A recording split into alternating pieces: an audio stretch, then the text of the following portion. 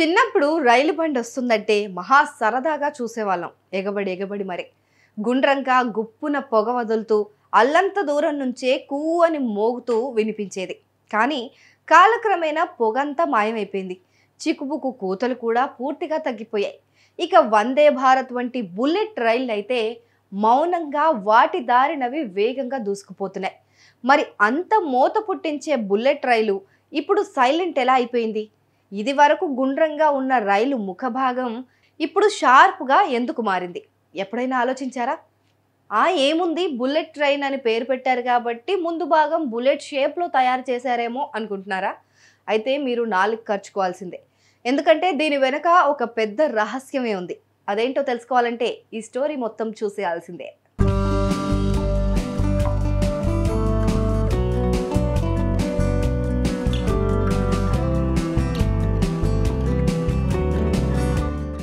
1964లో Japan దేశం ప్రపంచంలోనే మొదటిసారిగా షింకన్సెన్ అనే బుల్లెట్ రైళ్లను ప్రారంభించింది.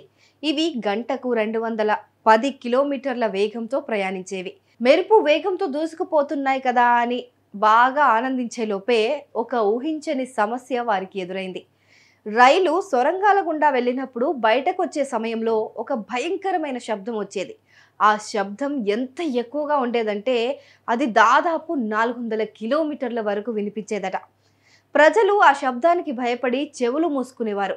ఈ సమస్యల వల్ల బుల్లెట్ రైళ్లు అంతగా సక్సెస్ కావేమో అని ఇంజనీర్లు భయపడ్డారు.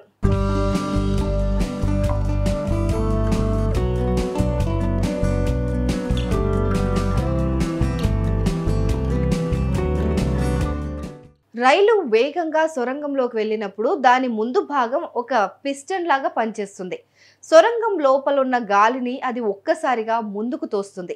సొరంగం అటు ఇటు గోడలుండటంతో ఆ గాలికి బయటకు వెళ్ళడానికి దారి ఉండదు. దీనివల్ల గాలి మీద ప్రెషర్ పడి అది సొరంగం చివరి నుంచి భారీ శబ్దంతో బయటకు వస్తుంది. ఇది గన్ నుంచి బుల్లెట్ దూసుకొచ్చేటప్పుడు వచ్చే శబ్దం లాగా ఉంటుంది. దీన్ని టన్నెల్ బూమ్ అని కూడా పిలుస్తారు. ఈ సమస్యకు పరిష్కారం దొరక్కపోతే బుల్లెట్ రైలు ప్రాజెక్టును ఆపేయాల్సి వస్తుందని ఇంజనీర్లంతా భావించారు. మరి ఈ సమస్యను ఎలా పరిష్కరించాలి అని వెతుకుతున్నప్పుడు నకాట్సు అనే జపాన్ రైల్వే ఇంజనీర్కు ఒక ఐడియా తట్టింది. కింగ్ ఫిషర్ అనే పక్షి నీళ్లలోకి చేపలను పట్టుకోవడానికి దూకినప్పుడు ఎలాంటి శబ్దము రాదు. నీళ్లు కూడా చెల్లాచెదురు కావు. ఇదంతా అతను గమనించాడు. దానికి కారణం దాని పొడవైన ముక్కు అని తెలుసుకున్నాడు. ఆ ముక్కు ఆకారం వల్ల నీటిలోకి దూకినప్పుడు ఒత్తిడి తగ్గి అలజడి పెరగదు. ఈ కోణంలోనే ఫిజిక్స్ గురించి పరిశోధనలు చేశారు నకాట్సు.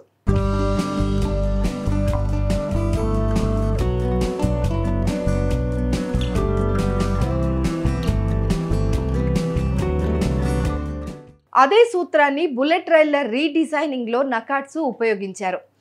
500 సిరీస్ షికన్సెన్ రైలు 1997లో ముందు భాగాన్ని కింగ్ ఫిషర్ పక్షి ముక్కు ఆకారంలో పొడవుగా డిజైన్ చేశారు. దీంతో రైలు సొరంగాల్లోకి ప్రవేశించే సమయంలో పొడగాటి ముక్కు ఉండటం వల్ల గాలిని ఒక్కసారిగా కాకుండా నెమ్మదిగా తోస్తుంది. అప్పుడు ఒత్తిడి తక్కువ అవుతుంది.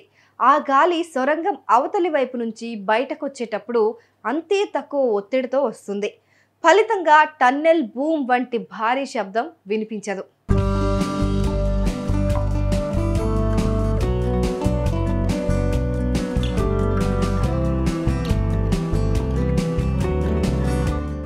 అంతేకాకుండా ఏరోడైనమిక్ డ్రాగ్ను తక్కువ చేసింది ఈ king fissure nose design.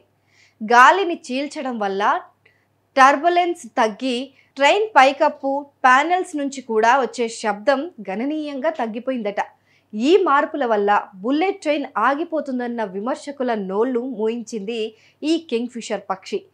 Japan తర్వాత చైనా, ఫ్రాన్స్, జర్మనీ వంటి దేశాలు తమ బుల్లెట్ రైళ్లకు ఇలాంటి పొడవైన ముక్కుని డిజైన్ చేశాయి.